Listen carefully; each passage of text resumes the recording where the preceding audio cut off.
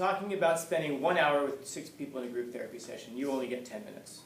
Yeah, because they have to make time for everybody else. Okay.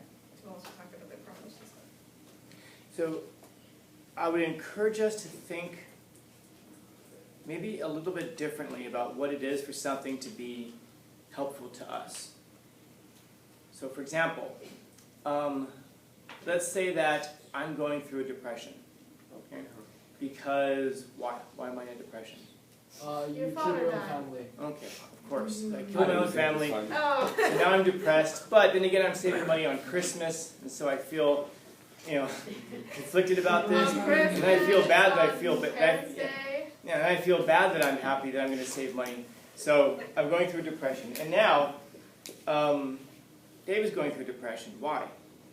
Economy Dad is died. collapsing. So the economy is collapsing. Now, let's say that in this group therapy session, we never get to me. I never get to explain exactly what it is that I'm feeling about. You might say, oh man, poor Scanlon, he didn't get his 10 minutes. But we spent 20 minutes on David and the economy collapsing. Now, is there a way that this can be about me, even though I never opened my mouth? Yeah. What? Because like, oh, he didn't get to say anything. You were saving We need to pay attention to him now. And he didn't even say anything. But I'm saying if he talks for 20 minutes and I don't talk at all, can his 20 minutes still be about me in some way? You can try to relate to some parts of it. Yeah. And that's what we miss so much. We say, wait, you're not going through exactly what I went through. So therefore, what you're saying has no bearing on my life at all. No, it absolutely does. Because what we're talking about is this, in that case there, we might say, is this thing called depression. It isn't about sorry, I can't spell anorexia. It isn't about Scanlon depression. That's a very specific thing. It isn't about David depression, which is a very specific thing, and never do those two things interact. What we're talking about is this general condition, depression. Do you guys know what a Venn diagram is? Yes. Yeah. Okay, so we could think of it as a Venn diagram. That you've got, David talking about what's going on in his life, and this is, only a part of it is depression. And then there's this thing about what's going on in my life, and we share this part right here, which is depression. Maybe we don't share the other parts around it, these two big circles here, but what we are sharing is this thing right here. And that's the problem in our lives. The problems in our lives are not necessarily this, it's not even necessarily this. In fact, I think what you're going to find in life is that the problems in your life are not the problems in your life. The problems in our lives are how we deal with the problems in our lives. And I'll say that again. The problems in our lives is how we deal with the problems in our lives. And our struggle to deal with them in a I don't want to say meaningful, but in an effective way is what oftentimes inhabits this area right here. Our inability to deal with it. There's this, I don't know what they are. It's like I think they're an online therapy group, if I'm not mistaken. I see ads about them on YouTube all the time, and you may have seen it, where they're done almost like interviews, and there's like a guy sitting on a couch, and I can only tell you what the first 10 seconds or so says. You know why, right? Skip it. Yeah, skip ad. I can only tell you what the very beginning of this thing says. I'm like, oh, that's so sad. Click. Let's see what the kitten does next, though. Click, skip ad. And there's a guy, he's sitting on a couch, and he has like a beanie on, and he's kind of anxious. He looks anxious, and they're asking him, what do you want? And he begins by saying, I want a job I don't hate. I think he says, I want to find self-respect or something like that. That's usually, mid-sentence there is where I usually click off and change it. But my point is that he wants a job he doesn't hate. I wonder if anybody in here has parents or family members who have jobs that they hate, and yet they still find a way to go up and do it every day. They find a way to do it in a meaningful way. Like I would suggest that a lot of people, and most people probably hate their jobs. I mean, it's almost like we're programmed in our culture to hate our jobs. Like we're told, oh, if you have to work, that sucks. The real life is one that has no work at all. If any of you know anybody who doesn't do any real work at all. I don't know. I mean, I'm even thinking we tend to look at people who are really, really wealthy and say, man, like Elon Musk, man, that guy's got the life. He's so rich. How many hours a day do you think that guy sleeps? That guy's always working, perpetually working. If he's not tweeting, he's working, right? And so this guy, the problem in his life is not money. He has a whole other set of problems in his life. And he can still suffer from this thing, depression. You might say, oh man, if I had your money, I wouldn't be depressed. Yes, you would be. Because you would still be you. You would just be you with a bunch of money. Yeah, but the problem in my life is the money. Well then, why is it that rich people get depressed? If rich people get depressed, then that tells you that money is not the solve-all for life's problems. It might solve a lot of the problems that you have. In other words, if you're very hungry, you're like, wow, I'm sad because I'm hungry, I wish I had $10 for food, then $10 would solve that quick problem in your life. But tomorrow's another problem, then tomorrow's another problem. And the real psychological problem in your life is that it probably builds up in your head that every day you're struggling to come up with $10 to eat. And then, of course, that now makes you wonder how long in your life you're going to be doing this. Is there ever any end to it all? Now, right now, if you're not sitting there thinking about money, then hopefully you haven't tuned me out. Because hopefully you're smart enough to say, okay, well, he's talking about this thing, depression, he's talking about money, but the problem in my life isn't money, it's fill in the blank. And that same lesson applies identically. In other words, it isn't about the connection between depression and money. It's the connection between depression and how it is that we're attacking the problems of our lives, how it is that we're trying to solve them. And so you can apply the same lesson to money. You can apply the same lesson. I was just talking to a student before school today who was telling me, he's dude, I asked him, how's it going? He says, every day's Christmas. I said, goddamn right. And then he said, especially yesterday. I go, why yesterday? So he's telling me that all of his teachers got their grading done over break. So his grades, whereas he had a bunch of D's and F's, so he got grounded, he's turned into a bunch of work, so now his grades are all up to B's, C's and B's. So his uncle gave him his phone back, life is good. And he said, and I also finished the FAFSA, which is, college application, to get financial aid. So he's like, so I got all that stuff done. And I smiled and I said, man, I'm happy for you, bro.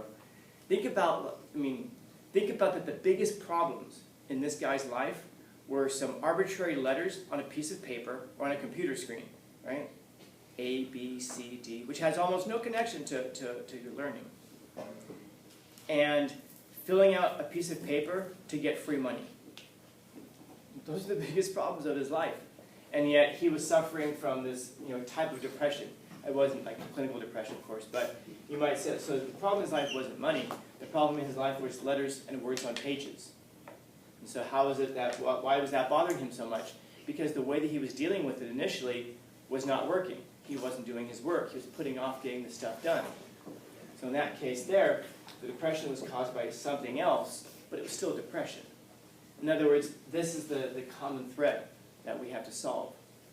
And this is a mistake that we make when we see that some people go through hard times, and we're like, how could you possibly be going through a hard time? You're rich, you're famous, you have a family, you have everything. Like I remember, any of you guys like Nirvana? The band Nirvana? Yeah, I mean, seriously, how many of you guys know Nirvana? How many of you guys listen to Nirvana? Okay, I want to know. All right. It's like when Nirvana, the singer, you guys remember he died at 27 years old. Lead poisoning? You remember? Yes. Yeah. He shot himself in the head with a shotgun. Yeah. I remember when he died, a bunch of us who were musicians at the time, I was pretty young, we were really angry about it. Because we're like, dude, this is the guy who had everything. Like we're out in the clubs, grinding away every weekend, actually every week. We're putting in rehearsal time, we're constantly writing. This is a guy who had everything that we're grinding for. And he has it beyond even the dreams that we've set for ourselves. And then he just like throws it away. What the hell? Because his rock stardom was out here. This was the depression. Elon Musk has everything. How can he possibly be depressed? But I don't know that he is. I'm just saying if he was. How is it that my uncle, who has a loving wife and a good family, how is it that he has this too?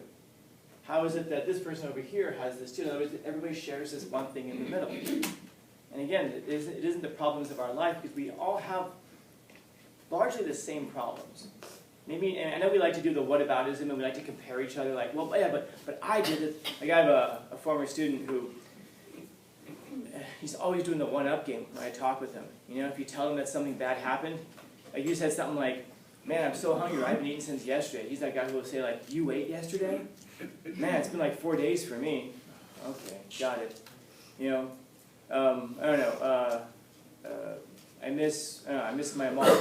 Wow, at least you got to know your mom. My mom died. Went, oh, okay, God, I understand. He's always doing that thing, so he's an annoying person to talk to.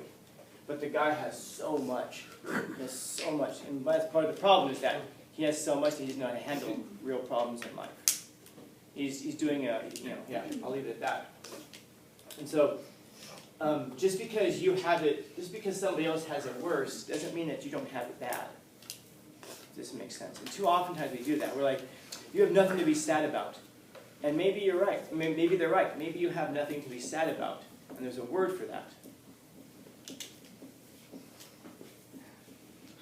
Depression.